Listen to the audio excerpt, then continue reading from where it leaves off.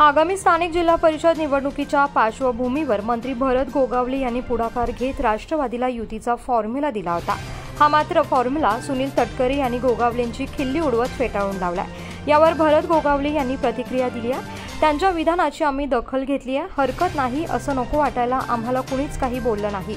मंत्री म्हणून आमची जबाबदारी होती ते आम्ही मांडलं व सांगितलं। कोणाला पटो अगर न पटो त्यांनी त्यांची ताकद दाखवावी, आम्ही आमची ताकद दाखवू। आता पाहूया दूध का दूध आणि पाणी का पाणी होईल असं।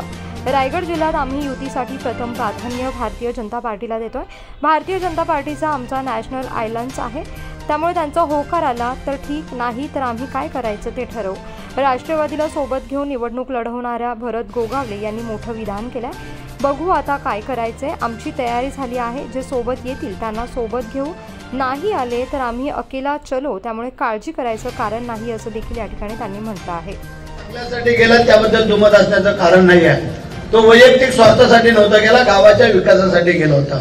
आणि तुम्हाला जे तिथे काय फिल्टर प्लांटचं त्यांनी आश्वासन दिलंय ते तर आपण करूच, पण या मंदिराचा जीर्णोद्धार आणि ज्या तुमच्या वाड्या वस्त्या 6 गावं 12-13 काय वाड्या वस्त्या त्यामध्ये लागणारा CSRचा फंड आतापर्यंत किती दिला, काय दिला, त्याच्यापेक्षा पुढे काय करायचं आहे ती जबाबदारी आज आपण सगळी मंडळी घेऊया।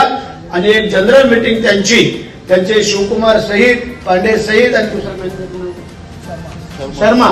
शर्मा आणि इतर काय जे त्यांची मॅनेजमेंट असेल त्यांच्या समोर आपण बसून, आम्ही बाकी काय मागत नाही।